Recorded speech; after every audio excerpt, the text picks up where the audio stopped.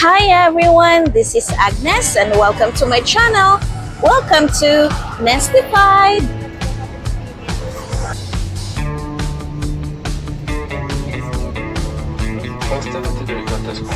Previously on Nestified. Charot. Ayan, so kung naka-watch kayo mga ka-Nestified sa part 1 itong trip namin papuntang Uzbekistan. So here we are at the Wizz Air aircraft. So as I was saying last time na kami lang na tatlo ang natatanging mga Pinay na nasa loob ng Wizz Air. So mostly mga locals ang mga kasama namin. So here we are, arrived na kami sa Tashkent Airport, one of the busiest city here in Uzbekistan. So ayan, so nandito na kami, palabas na kami ng airport from the aircraft. So ito na yung maliit lang nila na airport dito sa Tashkent.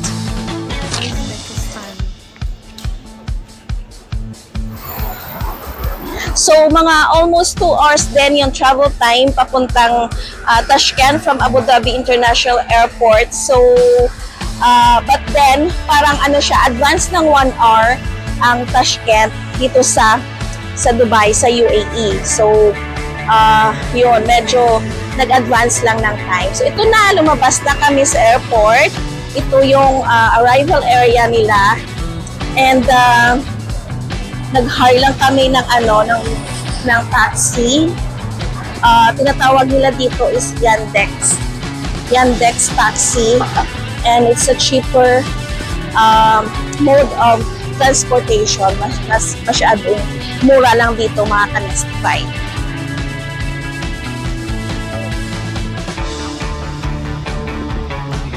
By the way mga ka-Nestified, nung dumating pala kami dito sa airport, bumili muna kami ng SIM card dito sa airport mismo. Mga $8 or $10 yata ang binili ng friend namin para meron din naman kaming Wi-Fi connection. And then, nagpapalit kami ng currency dito sa Uzbekistan. Yung currency nila ay SOM. So, nagpa-change kami ng $100 muna. And would you believe mga ka-Nestified, naging millionaire kami kaagad. Because ang kanyang exchange rate is from $100, naging 1.2 million SOM kami. So, naging millionaire kami for a day. Ayan. So, sobrang mura lang din dito mga ka-Nestified sa Uzbekistan.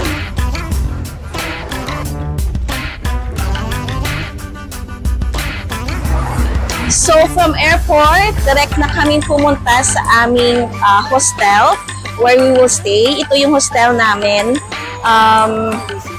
So, pagkatapos naming mag-freshen up dito sa hostel namin, ayan, freshen up na kami at naganap na kami ng aming makakainan. So, ito yung first lunch namin dito sa Uzbekistan. So, nag-try kami ng kanilang traditional food, yung tinatawag na plov. So, parang may meat siya, rice, meat, and other vegetables na sobrang sarap din. So, yun nga, for the rest of the week, the stay namin dito, parang almost plov talaga yung aming kinakain. Ayan, so lakwatsa na kami. Sakay din kami. Nag-hire pala kami dito ng tour guide para sa city tour namin dito sa Tashkent. So, ayan. So, actually mga ka-Nestified, sobrang mainit siya this time. Actually, umalis kami ng Dubai para kasi iba pa sobrang init dito sa Middle East at pumunta kami dito sa Uzbek expecting na medyo mababa yung climate, but the problem is mainit din pala dito mga kanestified, sobrang init din. And ang ano lang dito is, ang sa Dubai naman medyo mainit nga siya, pero parang meron lang ding ano, kasi pag pumapasok ka sa mga mall, sa mga house or anything, may aircon, so sobrang lamig, papalamig ka. Dito mga kanestified, sobrang very low lang talaga yung AC nila. Dahil most of the time, dito sa Uzbek is cold season. So, mas prefer nila ang snow ba. Nagsusnow lagi dito. So, yun, hindi namin nahabol yung cold weather season dito sa Uzbek. And unfortunately, ang lakwatsa namin is majinit. Majinit siya, mga kanestified.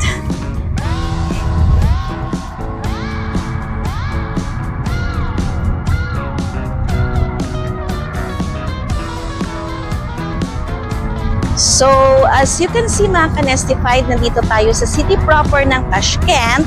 And yan, papunta kami sa isang very famous place na pinupuntahan talaga ng mga tourists dito sa Uzbekistan, especially dito sa Tashkent. So ayan, medyo road trip muna tayo, sightseeing sa mga daanan ng Tashkent. Ayan, sobrang linis din sila at marami ding mga puno. Ayan, so kasi nga diba, always maganda dito yung ano nila, yung weather nila. So makikita ka ng mga prutas, fruit-bearing trees na hindi mo talaga makikita sa ibang lugar, especially dito sa Middle East. Ayan. So what's next sa aming pupuntahan? Ayan, road trip lang kami, and then yan, we'll see for our first stop.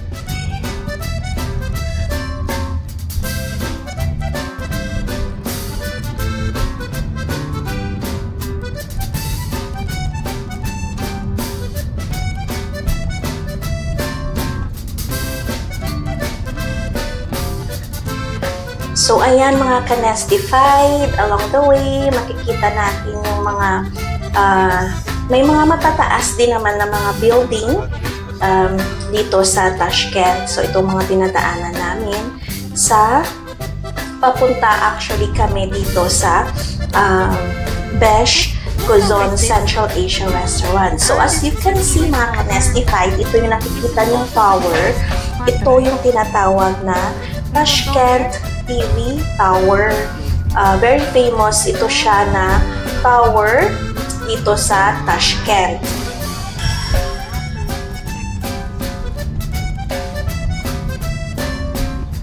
So ito yung Tashkent TV Tower mga kanestified, is considered to be the 11th or the 12th tallest tower dito sa Central Asia.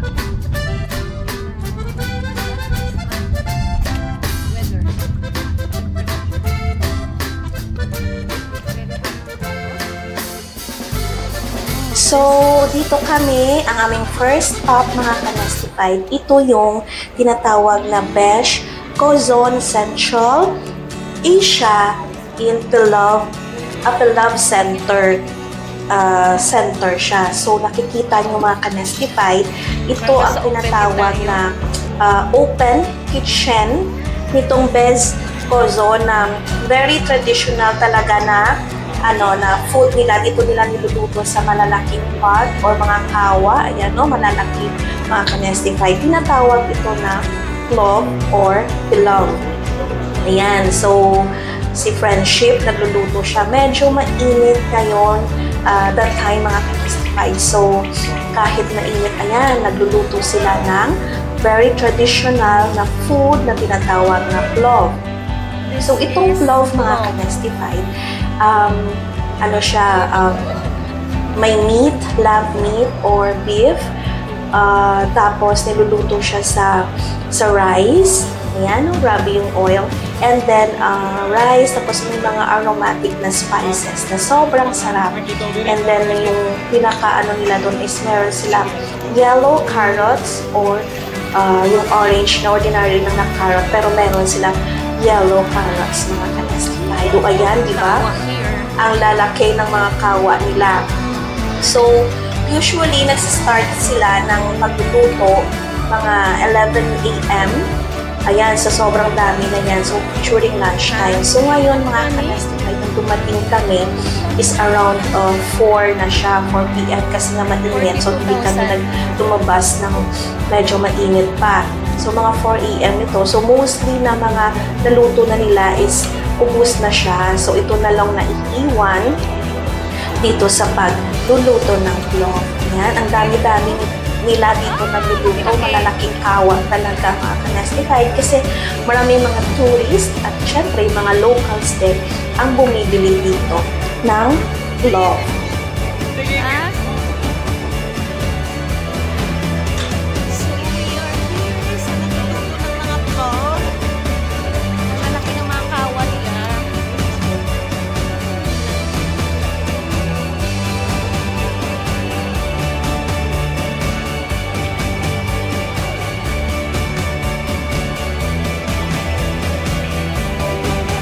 So, ito na yung Besh Quezon Central Asian Pilaf Center.